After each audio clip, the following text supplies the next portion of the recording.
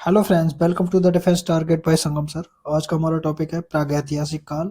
जैसा कि आप सब जानते हैं कि हमने लास्ट वीडियो में देखा था वेद पुराण उपनिषद, इसके बारे में जानकारी ली थी। उसी का कंटिन्यूएशन है इस वीडियो में। लेट्स स्टार्ट अवर टॉपिक प्रागैतिहासिक काल। इतिहास को तीन भागों में विभाजित किया गया है। प्रागैतिहासिक काल मतलब प्री हिस्ट्री, आद्य इतिहास प्रोटो हिस्ट्री, इतिहास हिस्ट्री। आग का आविष्कार पुरापाषाण काल में हुआ था। पहिए का आविष्कार नवपाषाण काल में हुआ था। मनुष्य स्थायी निवास नवपाषाण काल में शुरू किया और कुत्ते को अपना पहला पालतू जानवर बनाया। मनुष्य ने सर्वप्रथम तांबा धातु का प्रयोग किया और पहला औजार था कुल्हाड़ी। कृषि का आविष्कार नवपाषाण काल में शुरू हुआ। सबसे पहली फसल जौ उगाई। कृषि का सर्वप्रथम उदाहरण मेहरगढ़ से प्राप्त हुआ।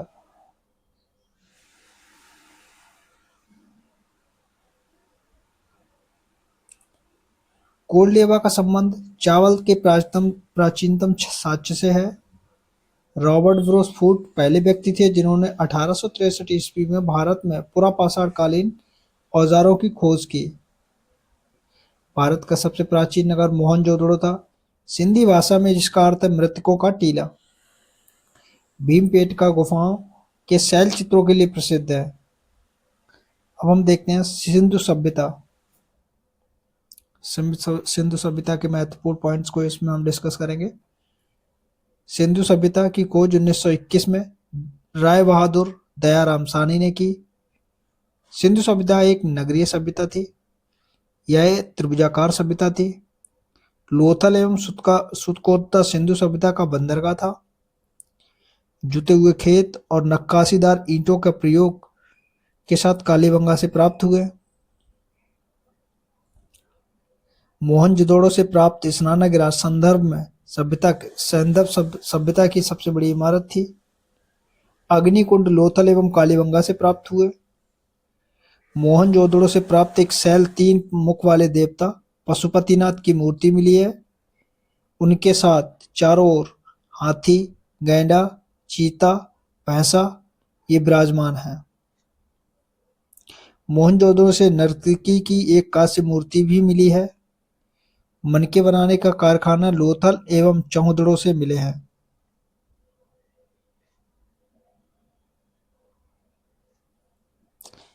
सिंधु सभ्यता की लिपि चित्रात्मक है। यह लिपि दाएं से बाएं ओर लिखी जाती थी। जब अभिलेख एक से अधिक पंक्तियों का होता तो वह पहली पंक्ति से दाएं से बाएं और दूसरी पंक्ति में बाएं से दाएं लिखी जाती थी। सिंधु सभ्यता के लोगों ने घरों को बनाने के लिए ग्रिड पद्धति अपनाई। तौल की इकाई 16 के अनुपात में थी। कालीबंगन एकमात्र हड़प्पा कालीन स्थल था जिसका निचला शहर भी किले से घिरा हुआ था। कालीबंगन का अर्थ है काली चूड़ियां। यहाँ जुते हुए खेत और अग्नि पूजा की प्रथा के प्रमाण मिले हैं।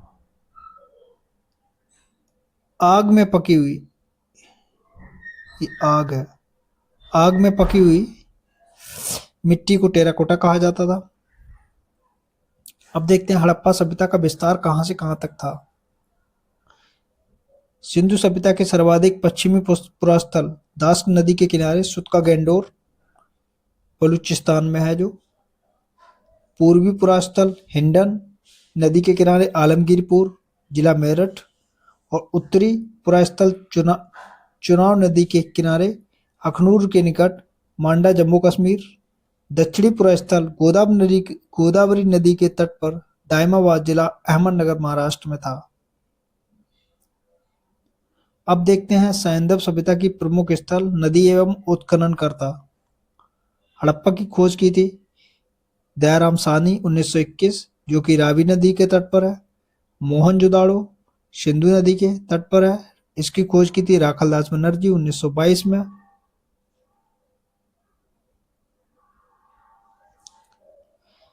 चौहदड़ो की खोज सिंधु नदी के किनारे मैके ने की थी 1925 में। कालीबंगन की खोज अमलानंद घोष ने 1951 में, जो कि घग्गर नदी के किनारे बसा हुआ है।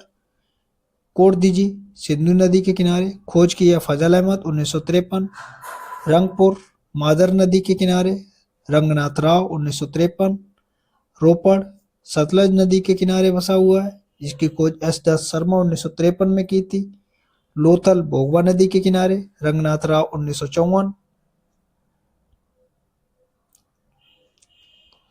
आलमगीरपुर हिंडन एस दस शर्मा 1958।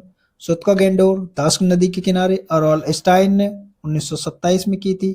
बनमाली रंगोई नदी के किनारे रविंदर सिंह बिष्ट 1974 में।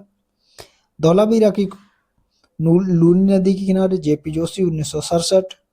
सुतकाहा सादिकौर नदी के किनारे जॉर्ज टेल्स ने 1962 में की थी। सिंधु सभ्यता सिंधु सभ्यता में मातृ देवी की उपासना सर्वाधिक प्रचलित थी। Thank you for watching. Please like share and subscribe.